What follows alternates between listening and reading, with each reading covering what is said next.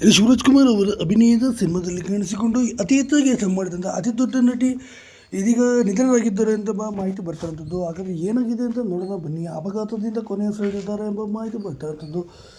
ಇನ್ನು ಇವರು ಚಿರಂಜೀವಿ ಸುಧಾಕರ್ ಎಂಬ ರಾಘವೇಂದ್ರ ರಾಜ್ಕುಮಾರ್ ಅವರ ಸಿನಿಮಾದಲ್ಲಿ ಮತ್ತು ಮೃತ್ಯುಂಜಯ ಎಂಬ ಸಿನಿಮಾದಲ್ಲಿ ಶಿವರಾಜ್ ಕುಮಾರ್ ಅವರ ಜೊತೆ ಮತ್ತು ಪಾರ್ವತಮ್ಮ ಅವರ ಪ್ರೊಡಕ್ಷನ್ ಹೌಸ್ನಲ್ಲಿ ಅತಿ ಹೆಚ್ಚಾಗಿ ಕಾಣಿಸಿಕೊಂಡು ಅತಿ ಚಿಕ್ಕ ವಯಸ್ಸಿನಲ್ಲೇ ಒಳ್ಳೆಯ ಹೆಸರು ಮಾಡಿದಂಥ 18 ವರ್ಷಕ್ಕೆ ನಾಯಕಿಯಾಗಿ 22 ವರ್ಷಕ್ಕೆ ಕೊನೆಯುಸಿರೆಳೆದಂಥ ನಟಿ ಅಂದರೆ ಅದು ಮನುಷ್ಯ ಉನ್ನಿಯವರು ಅಂತಲೇ ಹೇಳ್ಬೋದು. ನೋಡೋಕ್ಕೆ ಕೂಡ ತುಂಬಾ ಮುದ್ದಾಗಿದೆ ಅಂತ. ಇವರು ಕೇರಳದ ಹುಡುಗಿಯಾಗಿದ್ದರು ಮತ್ತು ಕೇರಳದ ಚೆಲುವೆ ಅಂತಲೇ ಕರೆಯಲಾಗ್ತಿದ್ದು.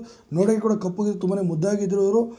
ಆ ಸಂದರ್ಭದಲ್ಲಿ ಸಾಕಷ್ಟು ಒಳ್ಳೆಯ ಹೆಸರುಗಳನ್ನು ಕೂಡ ಮಾಡಿದ್ರು. ಬ್ಲಾಕ್ ಬಸ್ಟರ್ ಸಿನಿಮಾಗಳನ್ನು ಕೂಡ ಕೊಟ್ಟರು. ಕೇರಳದಲ್ಲಿ ಸುಮಾರು 15ಕ್ಕೂ ಅಧಿಕ ಸಿನಿಮಾದಲ್ಲಿ, ಕನ್ನಡದಲ್ಲಿ 8ಕ್ಕೂ ಅಧಿಕ ಸಿನಿಮಾಗಳಲ್ಲಿ, ತಮಿಳಿನಲ್ಲಿ 6ಕ್ಕೂ ಅಧಿಕ ಸಿನಿಮಾಗಳಲ್ಲಿ, ಕೇವಲ 4 ವರ್ಷದಲ್ಲಿ ಸುಮಾರು 23 ಸಿನಿಮಾಗಳು ಮಾಡೋದ್ರ ಮೂಲಕ ಮನುಷ್ಯ ಉನ್ನಿಯವರು ಒಳ್ಳೆಯ ಹೆಸರು ಮಾಡಿದಂಥವ್ರು.